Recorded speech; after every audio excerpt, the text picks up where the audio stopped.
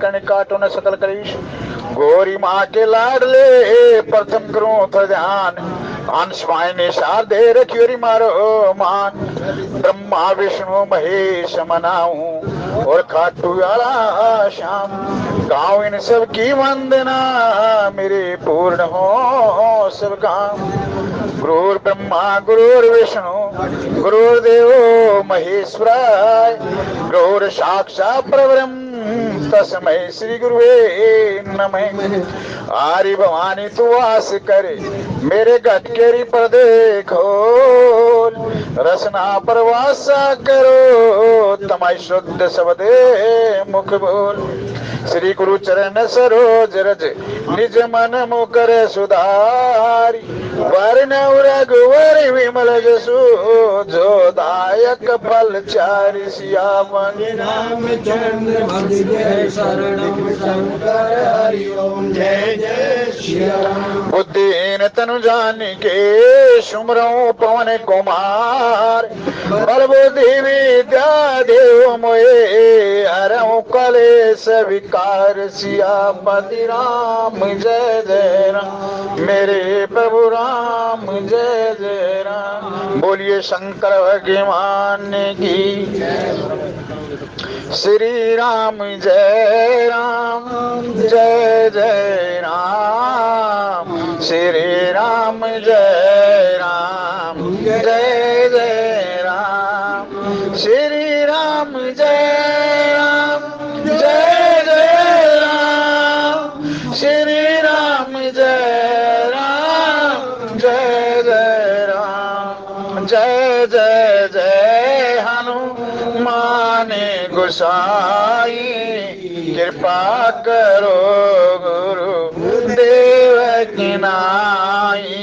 दीन दयाल विरद शाम्बाई। हरो नाथ मम संकट वारी। मंगल भवानी अमंगल हारी। धरे होश दशरथ अजर विहारी। जनक सुता जग जननी जानकी। अतिशय प्रिय करुणा निदानी। ताके योग पद कमल मनाओ। जासु कृपा निर्मल मति पाओ। श्री राम जय जय राम। श्री राम जय जय राम। पवन तन बल पवन समान। बुद्धि लेके विज्ञान निदान। कवन सुकाज कठिन जग माई। जो नहीं होए तात तुम पाई। श्री राम जय जय राम। श्री राम जय जय राम। श्री राम जय जय राम। श्री राम जय जय राम। बोलिए शंकर भगवान की। जय हिति नाथ होए हित मोरा। करें जो वेगी दास में तोरा। निज माया बल देख विशाला। ये हसी बोले दीन दयाला। जय विधि होए परम हित नारद सुने तुम्हारे। सोई मैं कर्म न आन कुछ वचन न मिर्षा हमार। सियापति राम जय जय राम मेरे प्रभु राम जय जय राम। रहे ते दुई रुद्रगण ते जाने सब भेव। वे प्रवेश देखत प्रेम परम कोत की ते। सियापति राम जय राम मेरे प्रभु राम जय जय राम। सखी संग ले कुंवारी तब चली जनु राज मलाल। देखत फिरो महेश सब करे सरोज जय माल सियापति राम जय जय राम, मेरे प्रभु राम जय जय राम। बोलिए शंकर भगवान की जय। परनौ पवन कुमार खल मन पावक ज्ञान घन, जासु हृदय आगार बसाई राम सिर चाप धरे। बोलिए शंकर भगवान की। आप सभी महात्माओं के चरणों में कोटि कोटि प्रणाम। बोलिए जय श्री राम। कभी गर्मी कभी सर्दी, ये कुदरत के नजारे हैं। प्यास तो उनको भी लगती है जो रहते दरिया के। सभी आप अपने कामों से निवृत्त होकर के अपने घोंसलों की ओर प्रस्थान करते हुए और त्रिकाल की संध्या मिल जाए। बोला उठो उठो ये सखी लागो ये हरि के भजन में। उन बंदा ने मोक्ष बतेरी जिन्हें ना हर की मारा टेरी, और दोनों वक्ता शाम सवेरी एक बारे दिन में। उठो उठो हे सखी लागो हे हरि के भजन में। हमारी काम भी जरूरी है, नौकरी भी जरूरी है, कर्म भी जरूरी है, और इसी में अगर त्रिकाल संध्या ये मिल जाए तो इससे बढ़िया और क्या होगा। सुबह शाम की संध्या मिल जाए, संतों का संग मिल जाए, और इससे बढ़िया क्या होगा। कथा के भाव प्रातः स्मरणीय वंदनीय तुलसी बाबा द्वारा रचित ये पावन ग्रंथ रामचरितमानस, इसके अंतर्गत बाल कांड और भगवान के जो अवतार है, परमात्मा अवतार, राम जन्म हेतु अनेका, एक से एक परम विचित्र अनेका, उसके अंतर्गत नारद का अभिमान, अभिमान से मोह, और मोह जब हो जाया करती है उसको माया व्याप जाया करती है। ये मोह ना सब कहेंगे भूल है। इसमें आपने विद्वान वक्ताओं के द्वारा सुना होगा नारद का मोह किस प्रकार चल रहा है। और जो आज की कथा है ना, आज की जो चौपाइयों के भाव जो संचालक महोदय ने जिनका पाठ किया है वो ये है, राजाओं की पंचायत सज चुकी है। वहां देश देश से राजाएं आए हुए, विश्व मोहिनी जो राजकुमारी है, सील नदी की जो राजकुमारी है, लड़की है, उसके हाथ में जयमाला है, एक एक को देखते हुए चलती जा रही है। इधर नारद भगवान, नारद जी जो भगवान के हृदय हैं वो फूले नहीं समारे।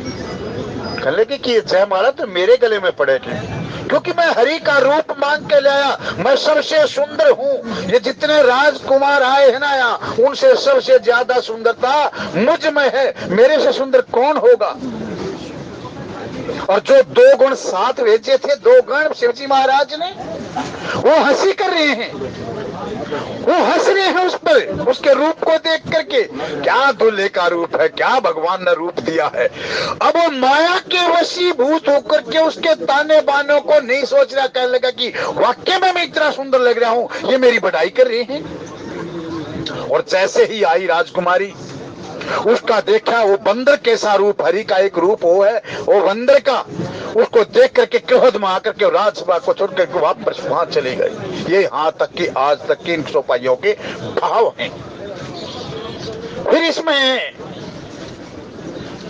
एक बताओ, भगवान का भगत 24 घंटे हरि नाम कीर्तन करते हुए, हमारे बालकृष्ण जी आदरणीय कहा करें कि बात को बड़ी अच्छी लगा मनोवा बात, कि परमात्मा का नाम बड़ी सुचिता के साथ, बड़ी पवित्रता के साथ जपना चाहिए। ये बार बार कहें इस बात को। और मैंने बड़ी आज मैं सोच रहा था, ये अगर जो ना ये मंत्र है, जो मंत्र हैं आजकल उजागर हो गया सब कुछ।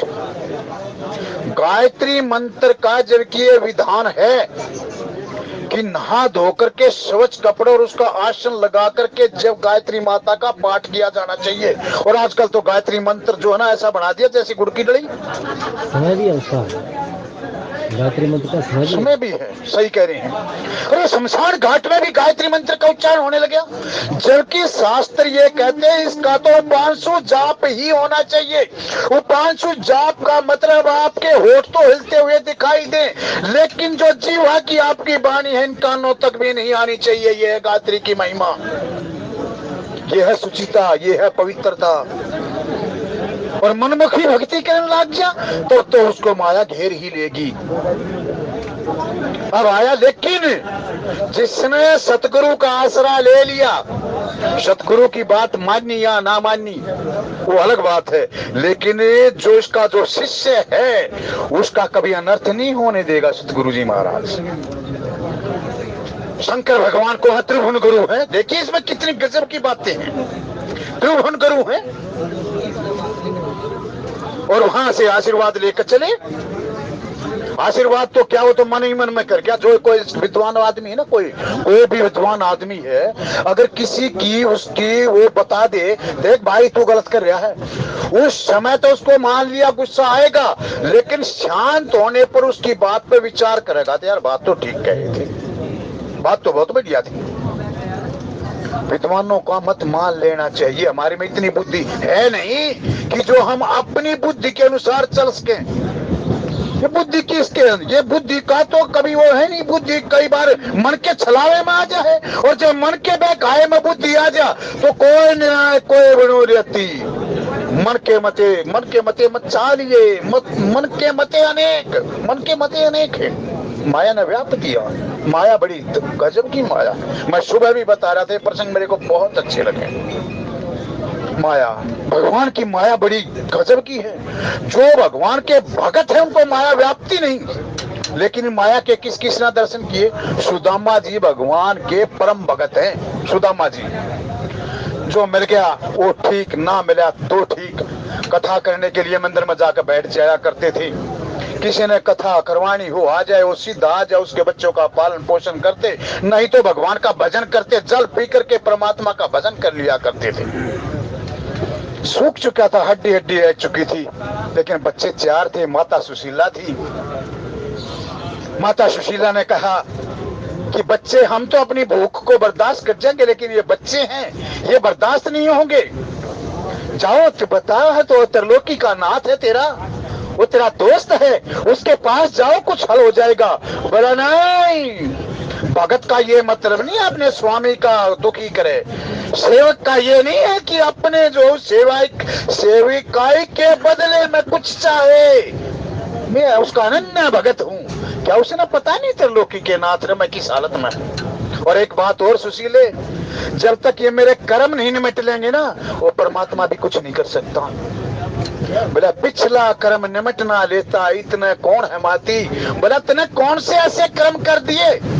बोला कर्म देख सुशीला, मैं भृगु का पोता हूँ। वो भृगु ने जो है ना उसको लात मारी थी विष्णु भगवान को, तब लक्ष्मी मैया ने श्राप दिया था कि वो जो भृगु है वो भार्गव कहलाए। तब लक्ष्मी ने श्राप दिया था कि तेरे इसमें मैं कभी कुल में वास करूंगी ही नहीं। तो मेरे कैसे? कहने लगा कि अच्छी ब्राह्मण है, ये मानेगा नहीं। ब्राह्मण जिद्दी भी हूँ, इसको जात पात से मत लियो। ब्राह्मण क्यों जिद्दी हो? जिसके ने ब्रह्म पे ही आसरा है। 24 घंटे उठते बैठते खाते पीते नहाते धोते केवल ब्रह्म का ही आसरा ले हैं। वो लोगों की नजर में जिद्दी है, लेकिन वो अपने इष्ट के उपासक के नियम के कहने की प्रभु जाओ, उसका जो है ना आप दर्शन तक कराओ। एक बार दर्शनों का फल मिल जाए, क्या पता हमारे जो भाग्य की लकीरें हैं वो बदल ही जाए। पतिदेव आप जाओ। कुल मिलाकर के भैया दोनों साथ साथ वो आप कथा को अच्छी तरह जान हो। एक दिन ऐसा आया, सुदामा जी महाराज और कृष्ण भगवान, भगत और भगवान, स्वामी और सेवक गोमती के किनारे पर घूम रहे। कहने लगा कि प्रभु ये बताओ, आप मायापति हो, बड़े कोतकी हो, लीलाधारी हो, वो माया किस प्रकार की है आपकी? मैं आपकी एक बार माया देखना चाहता हूँ। अरे कोई बात नहीं सुदामा, पवित्र नदी का किनारा है, पवित्र स्थान है, चलो हम दोनों बैठ करके यहाँ स्नान करें। जैसे ही कपड़े उतारे स्नान करने चले गए, कृष्ण भगवान ने एक गोता लगाया, सुदामा जी ने भी गोता लगाया। कुछ लहरें इस प्रकार से आई, उसको पाकर लेगी। अब जो है ना तिलमिलाता हुआ एक किनारा पकड़ा, उस किनारे पर जाकर के थोड़ा होश से आया।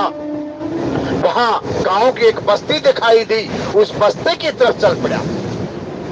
जैसे ही चले, एक रास्ते में है कथनी और वो माला ले हुई, और राहगीर आया, उसके गले में माला डाल दी। और वहां की पब्लिक ने, वहां की प्रजा ने ताली बजा करके उसका सुदामा जी महाराज को स्वागत किया। कहने लगे कि आप हमारे राजा। बोले अरे राजा, मैं काय का राजा भाई? बोला नहीं, हमारे राजा की जो है ना ये वीर थी, ये उसका इच्छा पत्र था कि जो सर्वप्रथम जो आए ये राज अथनी जिस पे माला डाल दे वहीं आकर राज्य का अधिकारी होगा। आप राज करो। भूल गया मैं सुदामा हूँ क्या नहीं, ये भगवान की माया। जिस प्रकार नारद भूल गया ना, नारद अपने रूप को भूल गया। नारद का रूप क्या था? सत्य चित आनंद, सच्चिदानंद। थोड़ा इसको ये भी समझो भाई। अब आप कहोगे सच्चिदानंद तो भगवान का नाम है? नहीं, अरे जिस प्रकार महाकाश है, अरे घटकाश है, अरे जो आकाश है अगर उनको घड़े में रख दिया जाए, घड़े में रख ही नहीं दिया जाए और पानी भरकर रख दिया जाए और घड़े में आकाश दिखाई दे, तो आकाश के टुकड़े टुकड़े नहीं होते, बल्कि उसके घड़े के जल के कारण हमने टुकड़े टुकड़े दिखाई देते हैं, जबकि घटकाश और महाकाश एक ही है। इसी प्रकार ये आत्मा और परमात्मा अलग अलग दिखाई देते हुए भी एक हैं। ये जिसने इस चीज को जान लिया, लेकिन वो ये जानेंगे जिसने भगवान जनाएंगे। तुम्हारी कृपा तुम्ही रघुनंदन जान है भगत, भगत और चंदन। भूल गया कि मैं सुदामा कृष्ण भगवान का मैं मित्र था, मैं उसका सेवक था।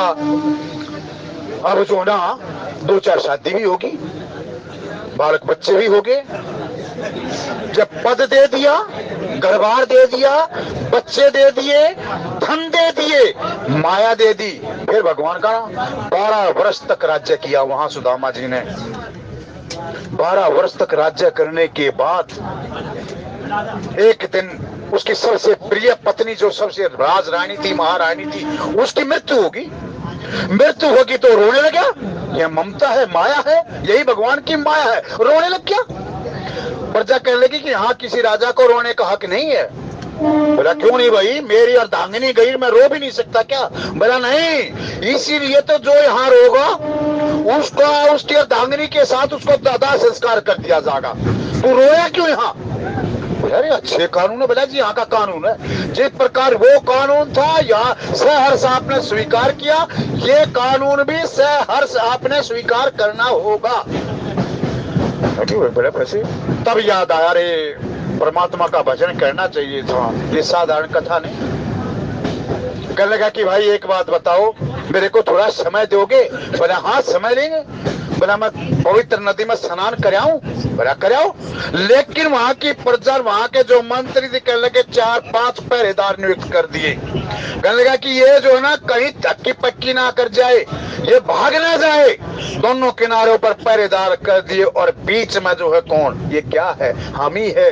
जीव ही नदी में स्नान करे है, पवित्र नदी में स्नान करे है, और जो ये 5 है ना, काम क्रोध मोह लोभ अहंकार, ये पहरेदार है। ये इस जीव को परमात्मा की तरफ आकर्षण होने ही नहीं देते। लेकिन जो सच्चे अर्थ भाव से, फिर वही बात, जो सुचिता भाव से, पवित्र भाव से उस परमात्मा को याद करेगा, ये आपके शायद पहरेदार देखते ही रह जाए। इसी प्रकार सुदामा जी ने सच्चे दिल से याद किया। जैसे डुबकी लगाई और डुबकी लगा के किनारे पर देखा कृष्ण भगवान खड़े पाए। भगवान भगवान बचाओ मेरे को, बचाओ। बोले क्या हुआ? बोले मेरे को मार रहे हैं। बोला नहीं, कोई नहीं मार रहे आते। बोला प्रभु अभी आप? मैं तो वहां, मेरे तो शादी भी हो गया, ऐसे ऐसे। बोला अरे बोला अभी तो डुबकी लगाई। बोले प्रभु ये क्या है? बोला ये तू कहता ना तेरी मैं आपकी माया, ये माया है मेरी, ये माया है। इस माया के चक्कर में आज नारद जी भी भूल गए सब कुछ। और नारद ने कह दिया कि प्रभु मैं आपसे रूप मांगने आया हूं, रूप देना, लेकिन वो काम भी करना आपके स्वाई। आपने देखा होगा ना, मेरा हितैषी कोई नहीं है, आप ही हित करने वाले हो, मेरा आप ही कल्याणकारी हो। जब जब भी मेरा कुछ ऐसी बात हुई, आपने ही मेरा कल्याण किया। ये बात तो कही थी क्या स्वार्थवश, लेकिन जो ज्ञान और वैराग्य, जो गुरु का आशीर्वाद था, गुरु ने देख लिया कि विमान मोह के वश हो चुका है।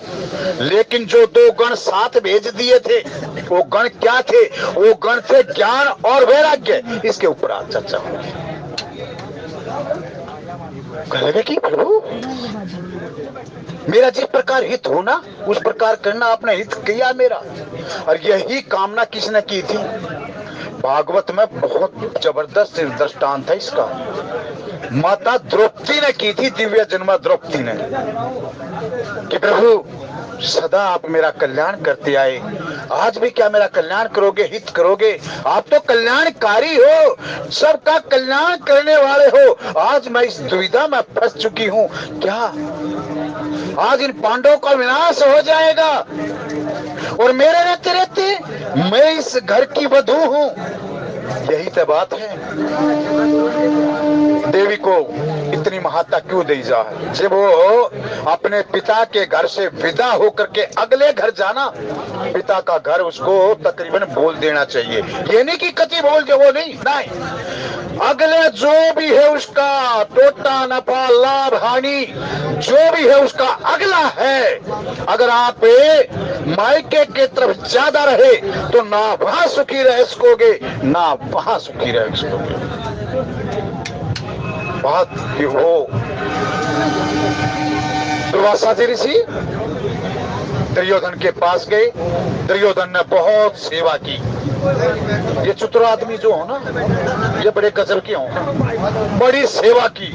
सेवा से प्रसन्न होकर के दुर्वासा कहने लगा कि सेवा मांग का बदला मांग, तो क्या मांगा है? और दुर्वासा की सेवा करने को सबके बस की बात नहीं। दुर्वासा की सेवा सबके बस की बात नहीं थी। माड़ी भी त्रुटि रह जा, सेवा के बदले में सांप देकर चले जाया करते। मांग दुर्योधन क्या मांगता है? बोला जी मांगना क्या, मेरा वो ना भाई है युधिष्ठिर, क्या हो गया? जुए में हार गया तो क्या हो गया? 14 वर्ष का वनवास मिल गया तो है तो मेरा भाई। मैंने कुछ नहीं किया, उसके कर्मों का दोष था, उसके वो पांडव का कर्मों में। श्री राम जय राम जय जय राम, श्री राम जय राम, श्री राम जय राम जय जय राम। जपा करे सुबह और शाम, श्री राम जय राम, श्री राम जय राम जय जय राम।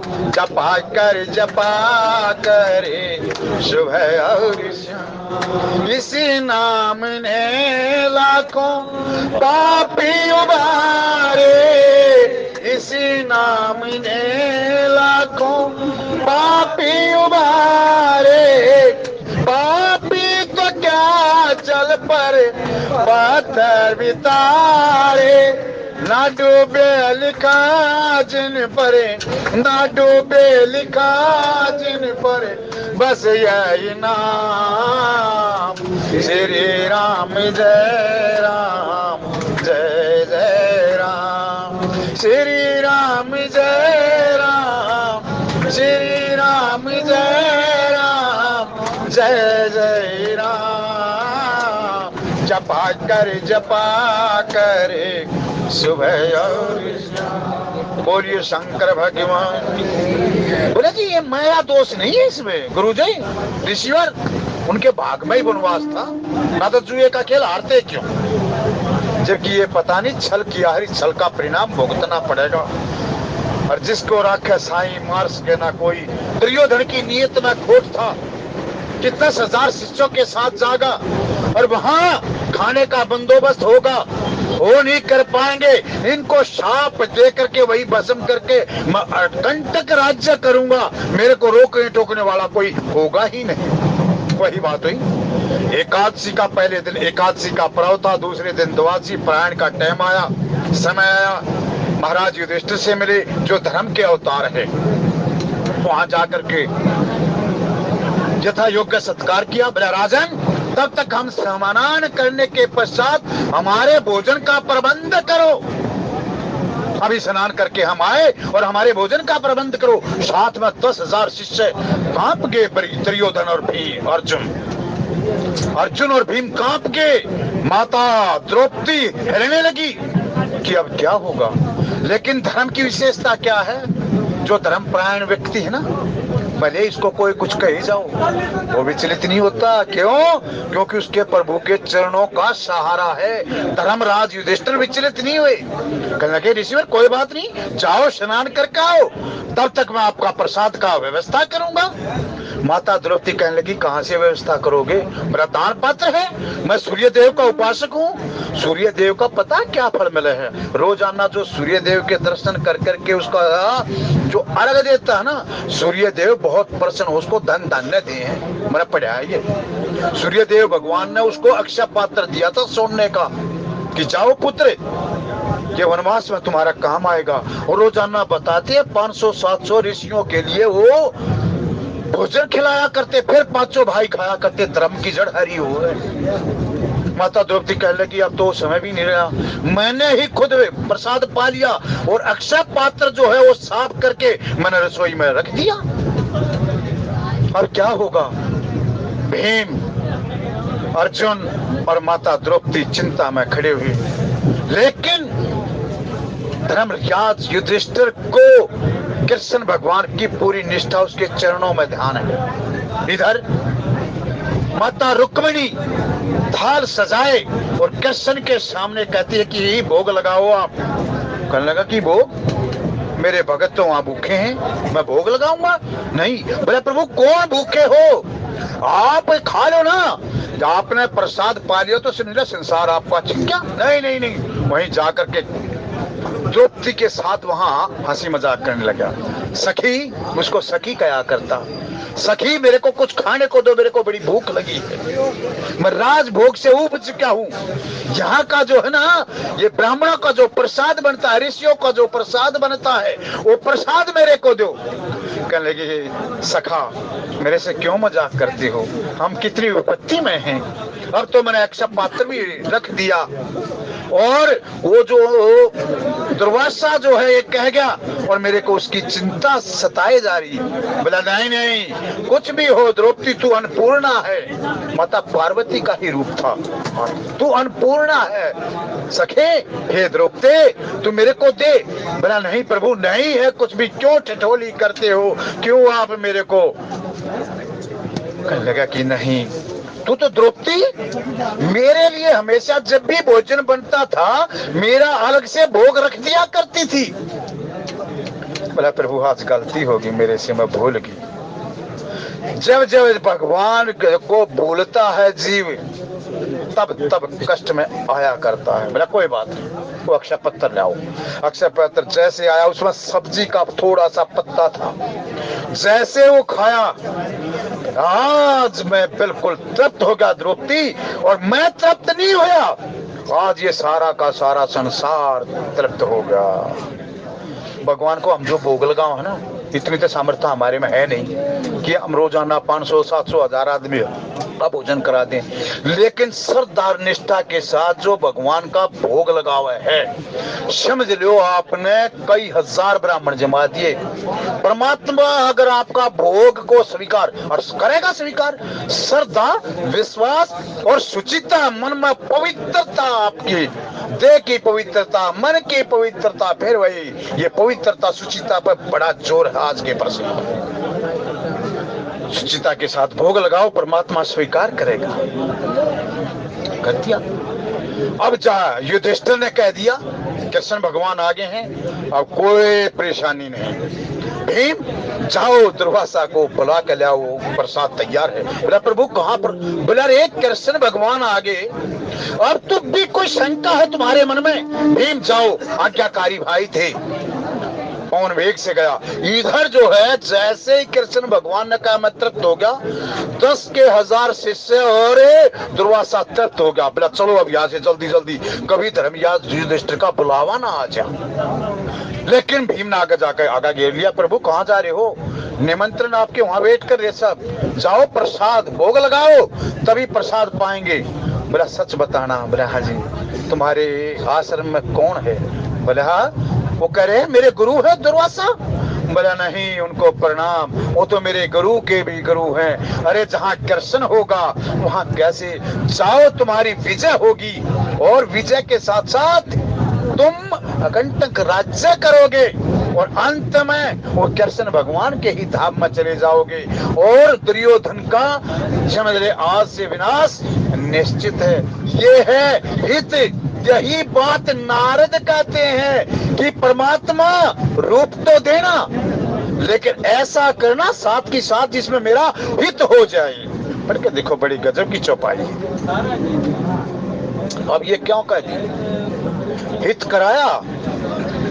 नारद का अगर आप पूर्व चरित्र देखोगे तो वाक्य में भगवान कल्याणकारी है, भगवान हितैषी है, भगवान जीव का वाक्य में हित करने वाले हैं। व्यास जी को बता रहे हैं कौन? नारद। जब सरस्वती के किनारे में बैठे हुए अलकनंदा और सरस्वती का संगम, वहां पहला विष्णु प्रयाग, इधर बद्री का आश्रम में व्यास जी का 18 पुराण लिख दिए, 6 शास्त्रों की रचना कर दी, 4 वेदों को विविक्त कर दिया, फिर भी मन को परम शांति नहीं मिली। नारद भगवान का आगमन होया। क्या बात है व्यास जी? बोला जी सब कुछ कर दिया लेकिन मन को शांति नहीं मिली। बोला मिलेगी भी नहीं। जब तक तू भगवान के 24 अवतारों का वर्णन नहीं कर लेगा, अपनी लेखनी से नहीं लिख देगा, तब तक तेरे को शांति मिलेगी भी नहीं। तू अपनी कलम उठा और ऐसे ग्रंथ की रचना कर, ऐसे पुराण की रचना कर, ऐसे भागवत की रचना कर जिसमें भगवान के 24 अवतारों की लीला समाहित हो, तेरे को शांति मिल जाएगी। फिर अपना चरित्र बता रहा है, मेरा भगवान ने किस प्रकार थी। मेरे को देख, मैं दासी पुत्र था और मैं कहा भगवान का मन और ब्रह्मलोक की मेरे को प्राप्ति कर दी। वो कथा या जो आज आपने बता कही ना, श्री राम जय राम जय जय राम, श्री राम जय राम जय जय राम, जय विधिनाथ होय हित मोरा, करें को वेगदास मत तोरा। जिस प्रकार मेरा हित हो, और भगवान ने भी कह दिया हाँ नारद वही काम करूंगा। अगले 2 में बोल दिया जय विधि होए परम हित, नारद सुने तुम्हार, तेरा जो हित होगा ना नारद वही काम करूंगा मैं। वो हित क्या है? कहने लगा कि मैं एक दासी पुत्र था, मेरी माँ दूसरे के घर में जा जा करके झाड़ू पोछा बुहारी करके मेरा लालन पोषण किया करते थे। मेरे पिता महाराज का मेरे से साया उठ चुका था, दर दर की भटकते हम दोनों माँ बेटा इधर से उधर, लेकिन मेरी माँ परम साध्वी और भगवान की भगतनी थी। कितने में नाना प्रकार के दुख आए मेरी माँ को, लेकिन उसने भगवान का नाम कभी नहीं छोड़ा। अब क्या हुआ, जिस घर में वो जो है वो काम किया करती थी, उस गृहस्थी, वो गृहस्थी बड़ा भगवान का भगत था। ये चतुर्मास का समय आया, कुछ साधुओं की आज्ञा आई कि हम आपके यहाँ चतुर्मास करना चाहते हैं, उसकी सेवा का प्रबंध आपने ही करना है। वो सारा उसकी जिम्मेदारी जो भी थी, झाड़ू पोछा बुहारी, मेरी माँ को दे दिया। और मैं साथ के साथ बच्चा था। भगवान का जो उनका जूठन मिल जाया करता था, वो उनका जूठन खा करके मेरे को पता भी नहीं चला 4 महीने कब बीते कब नहीं। बोला जूठन? बोला हाँ। बोला कोई भी कितना भी भगवान का भगत हो, एक कमी रह जाए है। किसी का कितना बेटा जो है नालायक हो, व्यापाचारी हो, पापाचारी हो, पर स्त्रीगामी हो, धन का लुटाने वाला हो, लेकिन उसको नौकर को ऐसा दर्जा नहीं देंगे जो उस नालायक बेटे को देंगे। चाहे नौकर उसका कमा कमा करके घर भर दे, लेकिन उसको तवज्जो नहीं देंगे। एक नालायक बेटे को ज्यादा मानेंगे, लेकिन नौकर को नौकर मानेंगे। ये कथा कहाँ से है? ये हरिश्चंद्र ने कही थी कालिए से। बोले अरे मैंने तेरा इतना कुछ किया और अब मेरे को तो एक मटका जो फूट गया उससे मेरे को रड़का लगा रहा। अरे 27 रोज हो चुके हैं मेरे को खाना खाए। बोला अरे मैंने तेरे को हरिया दुकान बताई थी। बोला अरे मेरे को दुकान का रास्ता नहीं पाया। बोला क्यों नहीं पाया? बोला अरे पिछला कर्म निमिट ना लेता। वो पिछला कर्म था मेरा, मैंने जो 27 निर्जल एकादशी के व्रत लिए थे, आज मैं उनका निपटारा करने जा रहा हूँ। आज मैं निपटारा करने जा रहा हूँ। माँ बड़ी साध्वी भागवत थी। मैं जूठन कुटन खाता रहा, लेकिन मेरा जूठन कुटन का इतना प्रभाव है, मेरे में भगवान की प्रीति होगी।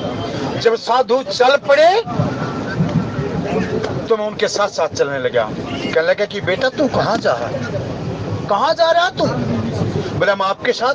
बोला नहीं बेटा, तेरा परम कर्तव्य है तेरी अपनी माँ की सेवा कर, और अब ये बूढ़ी अवस्था को हो चुकी है, अपनी शादी करा और ब्रह्मा की सृष्टि में योगदान कर। यही सबसे बड़ा यज्ञ है, ब्रह्म यज्ञ, इसी का नाम ब्रह्म यज्ञ है। और एक बात और बताऊं आपसे, गृहस्थी हो ना आप, ये मत करो ये तप वप। ये सबसे बड़ा तप क्या है पता है? सबसे बड़ा तप क्या है?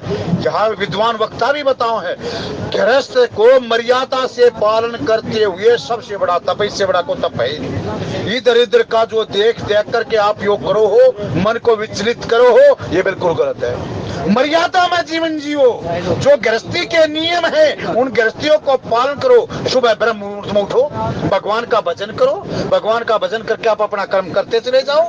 कोई बार त्योहार आओ उसको हर्षपूर्वक मनाओ, भगवान का भोग लगाओ, समय आओ तो ब्राह्मणों को भोजन कराओ, गौ का भाग दो, गौशाला में अन्न का दान का, इसका भूसा का दान करो, जैसी सामर्थ्यता हो, ज्यादा हो नहीं।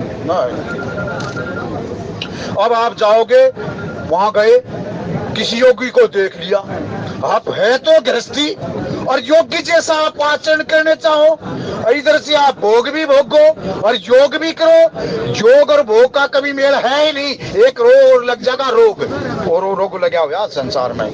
मनमुखी भक्ति करने लगी, आचरण है नहीं, नाना प्रकार की जो शास्त्र विहित भक्ति है उसको हमने त्याग दिया। क्यों?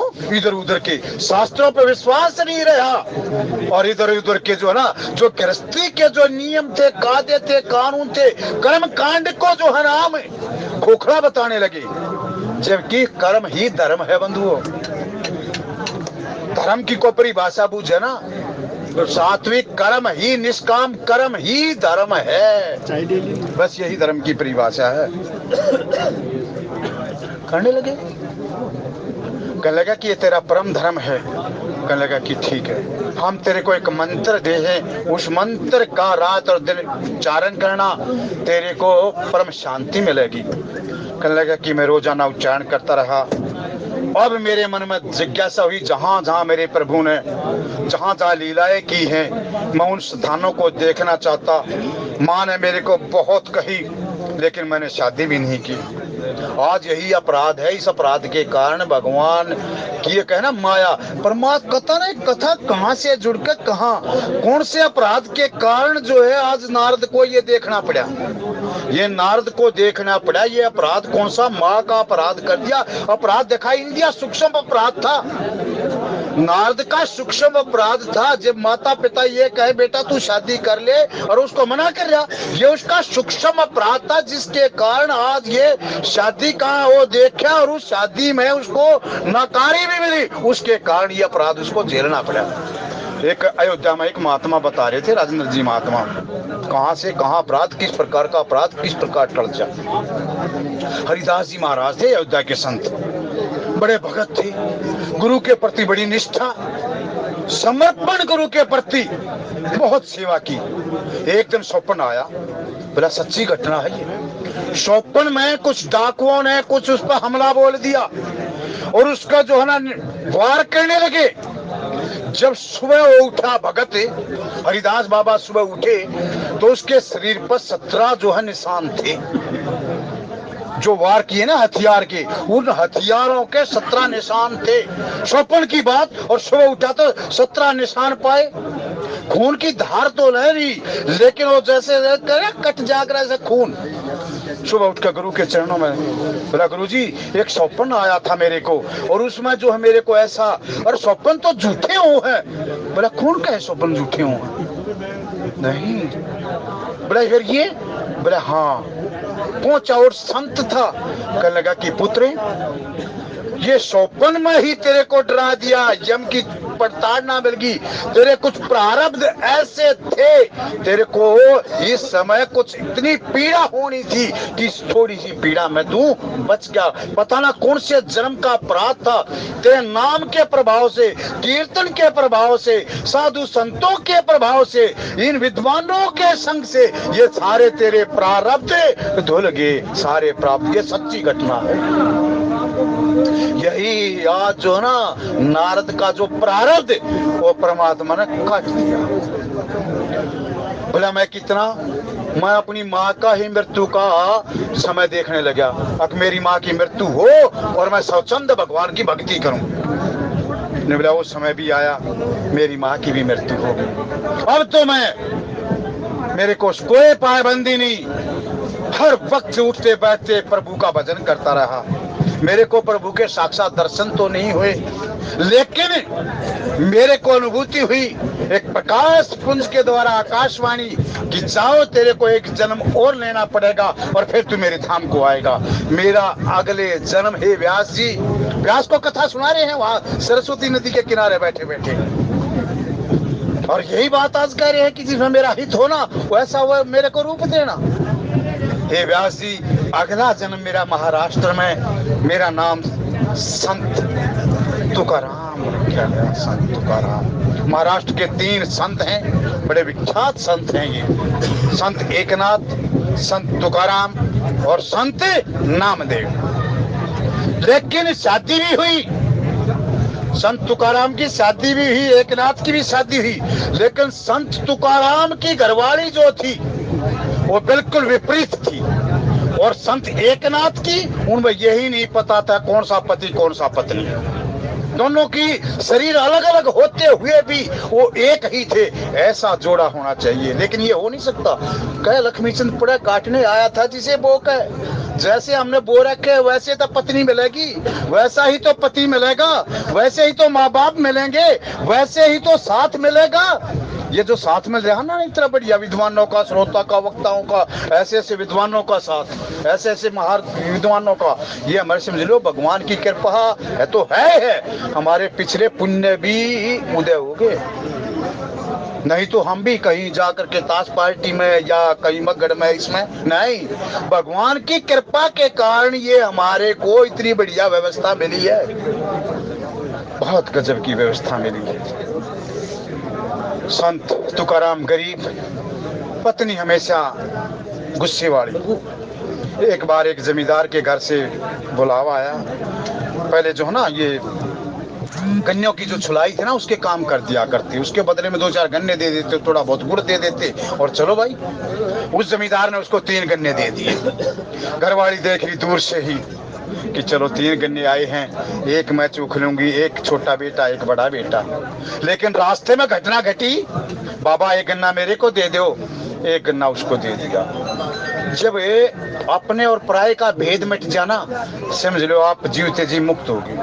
अपने और पराये का जब तक भेद है, ये मेरा बेटा है, ये मेरी है, ये है, अरे जब एक तरफ कहो, जब उस सब में एक आत्मा है तो ये भेद काहे का। लेकिन ये भेद पता किसके कारण? ये भेद है सिर्फ और सिर्फ माया के कारण। माया क्या है? अज्ञान के कारण। ये सारा अज्ञान क्या है? ममता। ममता, इस ममता ही अज्ञान के कारण ये सारा का सारा सोल गया। एक गन्ना दे दिया। दूसरा एक बच्चा फिर आया, बाबा एक गन्ना मेरे को भी दो, मेरे एक गन्ना उसको। संत तुकाराम की घरवाली इस दृश्य को देख करके बिल्कुल आग बबूला होगी। कहने की सुबह से भूखे, एक गन्ने का रस मिल जाता है, गन्ना चूख लेते, कुछ सुधा शांत हो जाती, रात कट जाती।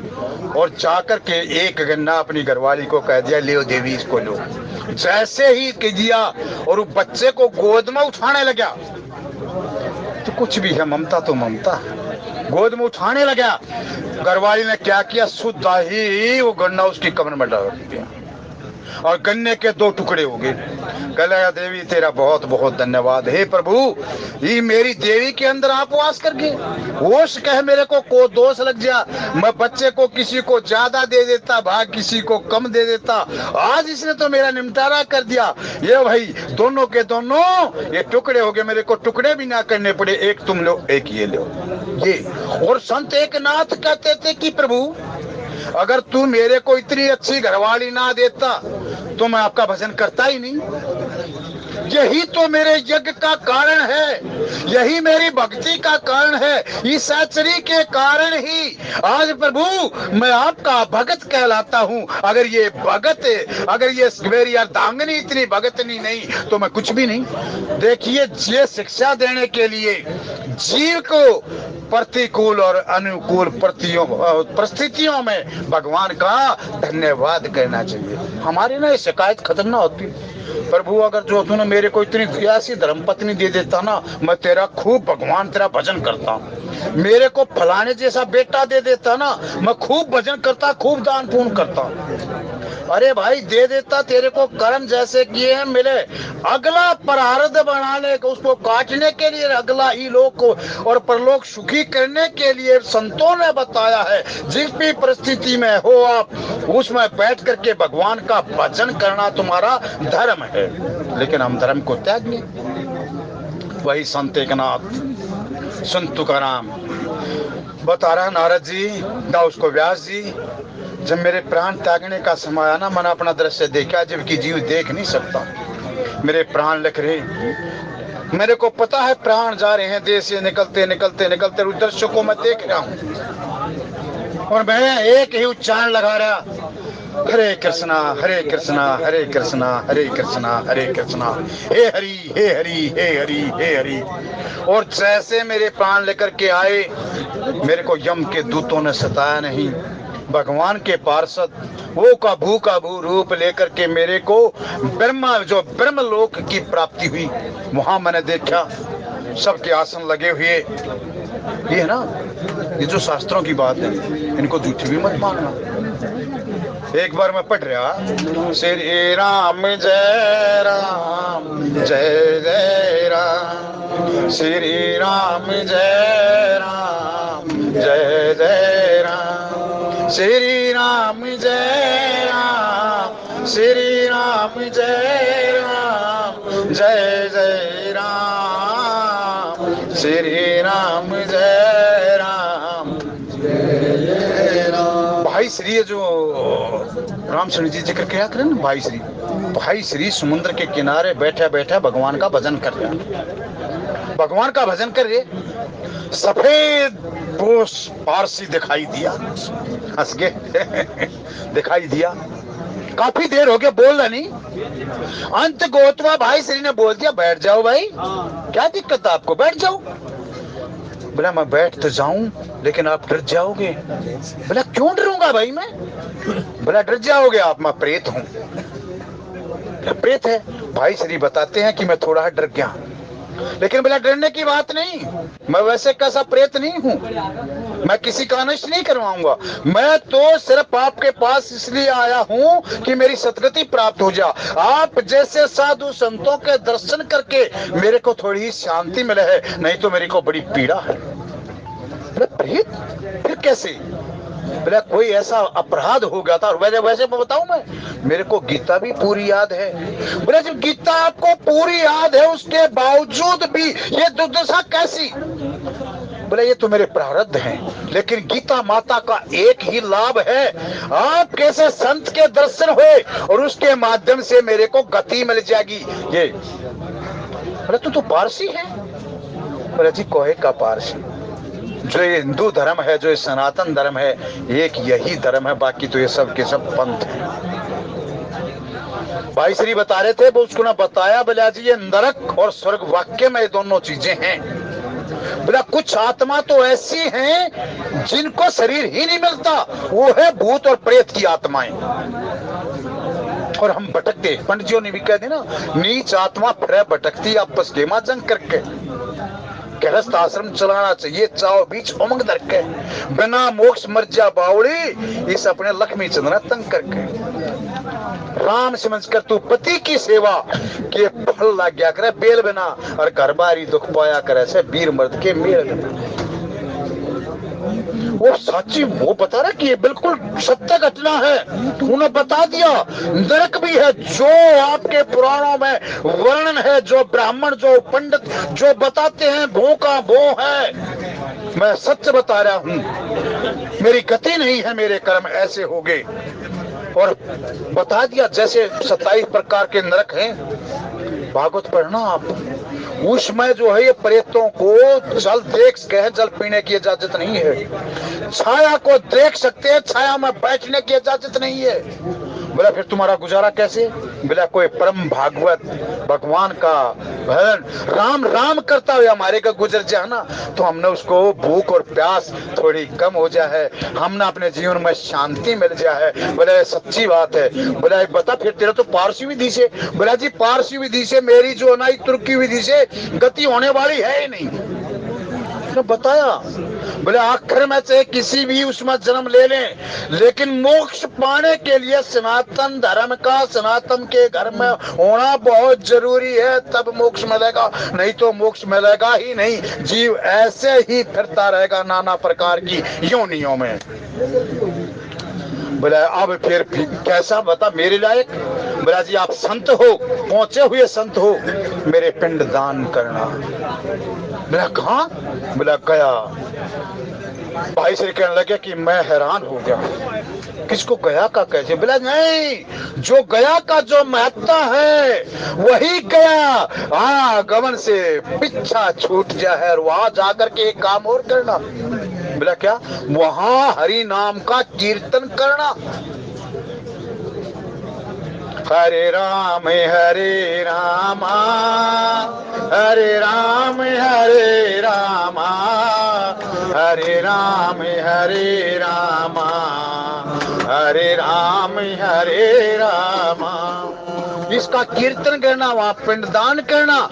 मेरा जो है प्रेत योनि से पीछा छूट करके मैं भगवान के उसमें चला जाऊंगा। क्यों मेरे है ना, जो मेरे को गीता का जो गीता माता का जो मेरे को मिला है, क्या बोलते हैं उसको, जो गीता माता को जो मिला है, मेरे को पुण्य मिला है, वो पुण्य के प्रभाव से गीता का प्रभाव इतना है कि मेरा प्रेत से पिंड छूट जाएगा। गीता का अगर एक भी आपका अध्याय आपकी गोज में है ना, बहुत से क्या करते हैं गीता का गुटका अपने पास रखे हैं। ये भी भाई श्री ने ये भी गीता प्रेस के कल्याण पुस्तक हाउस में मैंने पढ़ा।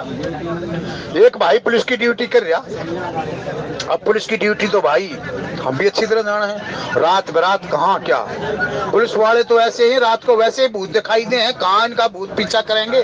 पुलिस वाले तो रात को वैसे भूत है, इनसे डर डर के भाग गया है।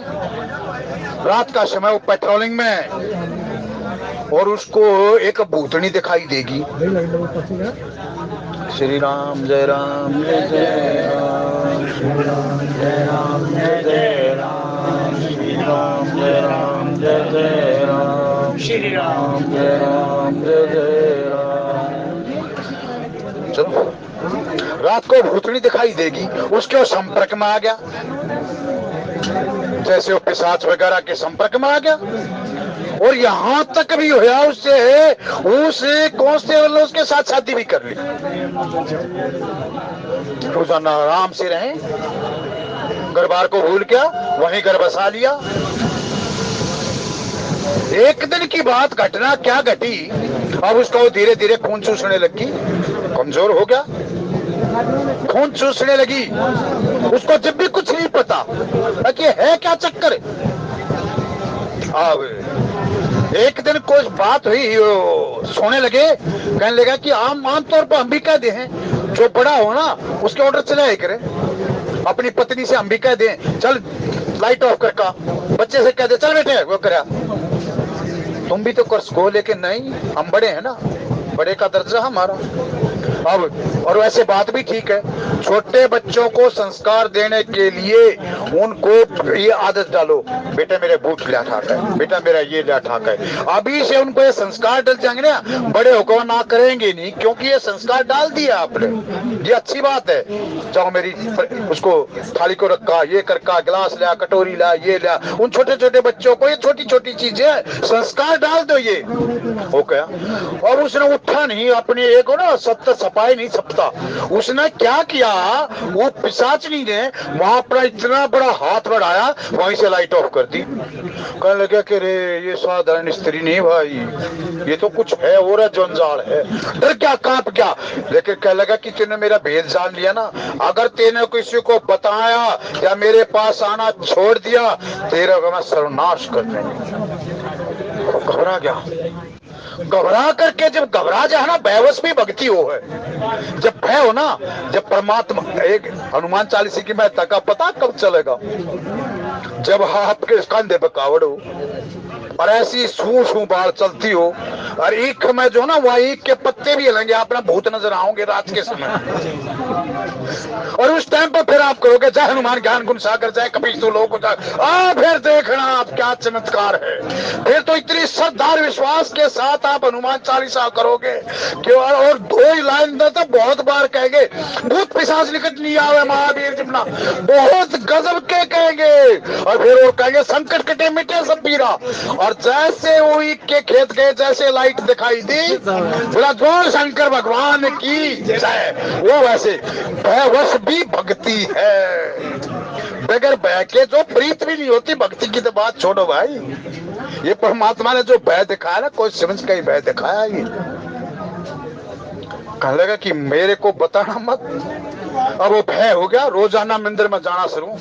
किसी ने खादा को वैसे ही एक गीता का जो पाठ था, वो पाठ में कोई ऐसे ही कोई होगा, जबकि गीता माता अगर कोई है जा ऐसी बात हो जाए, उसका एक एक पेज, एक एक शब्द ब्रह्म है। ये उस पुस्तक को या तो जल में बहा दे, या पीपल की जो वृक्ष की जड़ें हैं उसमें ठाकर उसको दबा दे।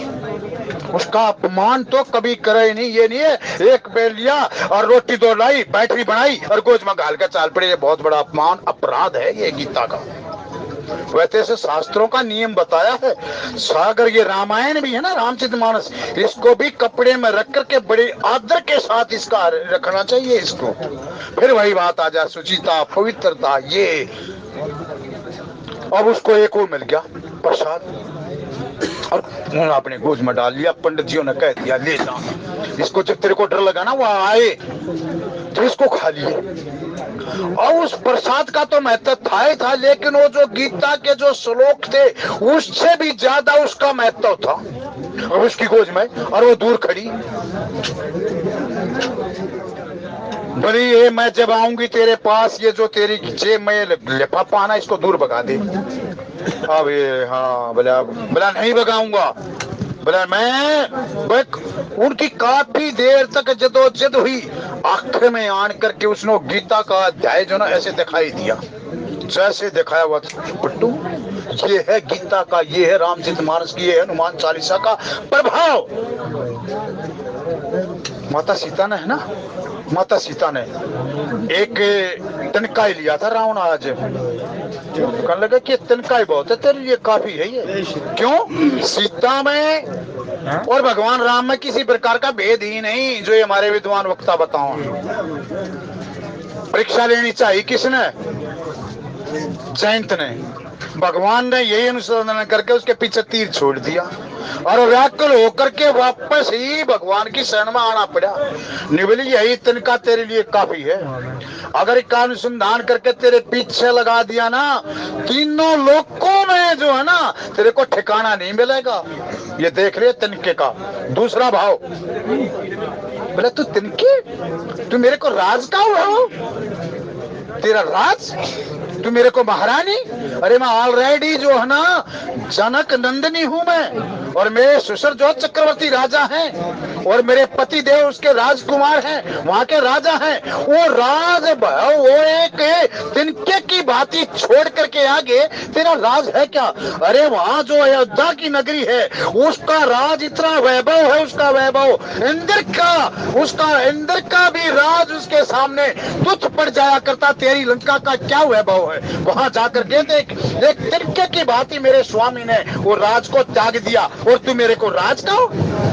और रही रानी की बात, महारानी की बात, मैं तो उसकी महारानी हूं जो राजाओं के भी राजा, जो सूर्यों के भी सूर्य हैं। ये है परमात्मा। क्या मतलब कहने का समझो, जिस तिनके को भगवान ने हाथ लगा दिया हो वो को साधारण तिनका रहे। ठीक इसी प्रकार जिसको उच्चारण से भगवान ने गीता का उच्चारण कर दिया हो वो शब्द भी ब्रह्म बन जाया करता है। आपके अंदर श्रद्धा और विश्वास होना चाहिए। यही जब श्रद्धा और विश्वास खत्म तो कुछ नहीं। श्री राम जय राम, जय जय राम, श्री राम जय राम, जय जय। अब आइए, अब याद पहुंचेंगे कहाँ? अरण्य कांड में, पंचवटी के वहां पहुंच लो अब सीधे। वहां कौन आई? देखो दोनों के ब्याह के प्रसंग हैं। इधर नारद का ब्याह का प्रसंग है और इधर किसका प्रसंग है? शूर्पणखा का। इधर नारद ने भी अपना स्वरूप बदल दिया। नारद का स्वरूप क्या था रामचंद्र जी? सत्य चित आनंद, वो स्वरूप था। इधर शूर्पणखा ने भी अपना स्वरूप बदल दिया। किसको पाने के लिए? भगवान को पाने के लिए अपना स्वरूप बदल दिया, नाम धरा दिया शूर्पणखा, जो अपने स्वरूप श्री राम जय राम, जय जय राम, श्री राम जय राम, जय जय राम, श्री राम जय राम, श्री राम जय राम, जय जय राम। जपा करे सुबह और शाम। देखो दोनों का हालत कितना बढ़िया सामंजस्य है। इधर शूर्पणखा ने भी जो ना उसने भी भगवान को पाने के लिए अपना स्वरूप बदल दिया, अपना रूप ही बदल दिया। और भगवान कहे हैं कि तुम जैसे भी हो ना मेरे पास आ जाओ, मैंने बड़े अच्छे लोगों के मैं अपना लूंगा। लेकिन जो रूप बदल कर मेरे सामने को नौटंकी करने आओ, को माया से मेरे को रिझाना चाहे या माया के बल को मेरे को पाना चाहे, मैं फिर उसको बिल्कुल भी नहीं।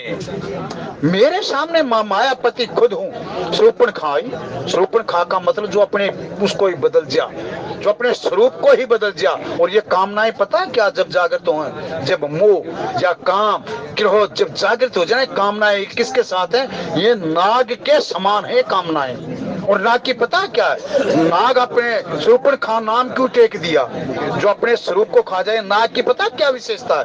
नाग जो है बच्चों को, अंडों को जन्म दे है, और अंडों में जो है बच्चे छिपे हुए हैं और उनको एक एक को फोड़े है, और जो उसकी गिरफ्त से बाहर लेकर गए वो तो बेड़ा पार उनका नहीं। जो गिरफ्त में आ गए ना उनको सबको खा जाया करते हैं नाग। ये है शूर्पणखा का मतलब। अपनी काम वासना उदर की पूर्ति के लिए अपनी संतान का भी जो बख्शा कर जाए उसका नाम है शूर्पणखा। पहले है ना ये नाम बड़े, ये बाक्सिंग जी ने पता होगा इनका थोड़ा वो है, इनको नींद से भी जगा दूं थोड़ा। पहले जो है ना क्या किया करते थे, कुंडली के हिसाब से नाम रखा करते, जो उसकी कुंडली में था ना उसके नाम रखा करते। किसके अनुरूप? ये आपने पीछे ही ना आपने वो मनाई होगी परशुराम जयंती, उसमें पता है परशुराम जी महाराज में इतनी योग्यता थी कि वो कुंडली को देख करके उस कुंडली के आधार पर उसका चरित्र बना करके रामचंद्र जी और उसका चित्र बना दिया करता। और यहाँ तक भी नहीं, वर्तमान भूत और भविष्य तीनों का ज्ञाता था। उनको ज्ञाता किस प्रकार था, जो नक्षत्रों का ज्ञान हो, है ना, थोड़ा जो ज्योतिष कर्म कांड में है ना, उनको पता होगा, जो ज्योतिष का ज्ञान नक्षत्रों से चला है। क्या होगा भाई?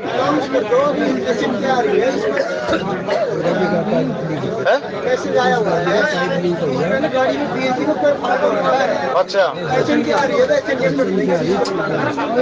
चलो भाई, जिसको ये आया है, अनाउंसमेंट हुई है, चन की गाड़ी आ रही है, इसका कोई फॉल्ट हो चुका है, पता कितनी देर में फॉल्ट ठीक होगा। अगर कोई रहना चाहे तो यहाँ रह सकता है, और जाना चाहे जा सकता है। और ऐसे में जो ना, ये मैंने विद्वानों से सुना है, कथा वो है शांति की।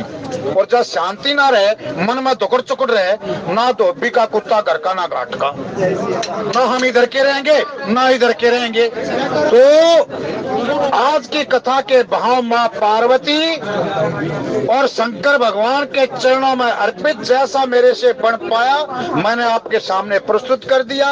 कल आने वाले यह कथा किस प्रकार आगे बढ़ेगी, आने वाले विद्वान वक्ताओं से आप श्रवण करेंगे। अगर कोई भाई इस गाड़ी में रहता और कथा का विराम हो गया, अगर कोई भजन बोलना चाहता हो तो उसका स्वागत है, आन करके अपना कीर्तन कर लो, सत्संग कर लो। अगर कोई भजन बोलना चाहता हो तो भजन बोल लो। जय श्री